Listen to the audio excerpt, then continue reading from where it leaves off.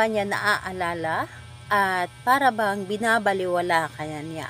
Gusto niyo ba na gamit ang kanyang larawan ay lagi kanyang naaalala, lagi kanyang naiisip at hinding-hindi ka mawaglit sa kanyang isipan?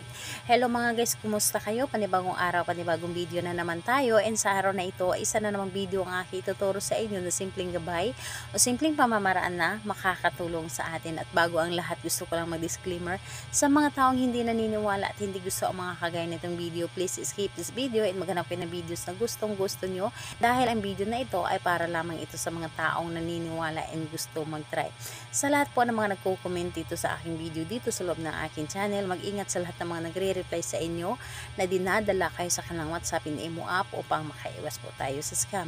Ngayon po ituturo ko sa inyo paano ka hindi mawala sa kanyang isipan. Yung tipong kahit anong gagawin niya ay talagang hindi ka mawawala. Yung tipong lagi siyang kakabahan dahil ikaw yung laging nasa isip niya.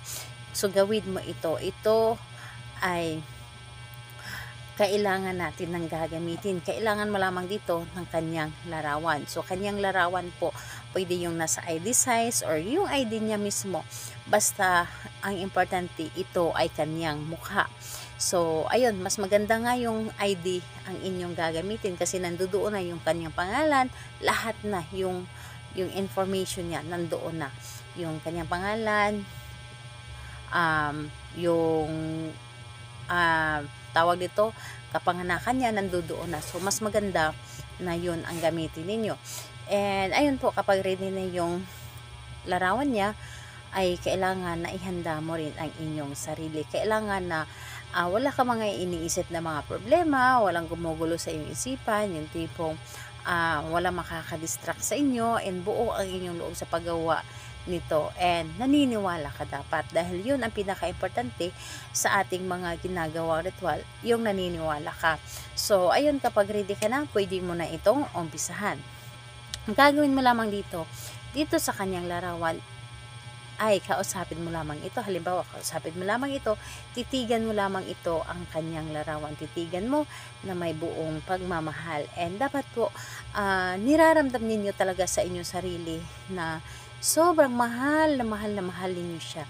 And kausapin ninyo na para bang siya yung kausap ninyo sa personal. Halimbawa, ay pangalan niya at apelyido, sabihin mo, at yung tawagan ninyo, halimbawa, mahal, hindi ako mawaglit sa iyong isipan, ako lamang ang mamahalin mo at maaalala mo ako palagi, and magiging masaya or hindi ka magiging masaya kapag hindi mo ako nakikita, at ako lamang ang papasok talaga sa iyong isipan. So lahat na sabihin mo.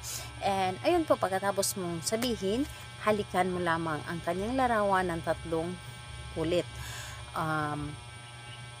Halik na may buong pagmamahal. Yung talagang ipaparamdam mo sa kanya na mahal mo siya, na para bang yung halik na sa personal, ganyan ang gagawin ninyo.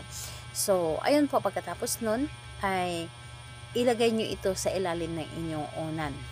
So sa mga baguhan na gumawa ng mga ritual, normal po yun na kapag gumawa kayo ng rituals, tapos itong larawan niya or di kaya pangalan niya ilagay ninyo sa ilalim ng inyong unan, na para bang kayo ang nababalisa.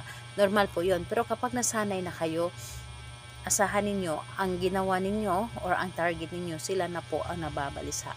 So ayun, hayaan nyo lamang ito sa ilalim ng inyong unan. And kapag gabi, kapag tulog ninyo sa gabi, kunin ninyo ito at mag-good night kayo. Asahan ninyo, mababalisa palagi ang target ninyo at lagi kayong naaalala. Gawin ito sa kahit anong araw at oras, pwede, basta buo po ang inyong loob sa paggawa nito. Salamat po sa inyo. Bye bye everyone. God bless us all.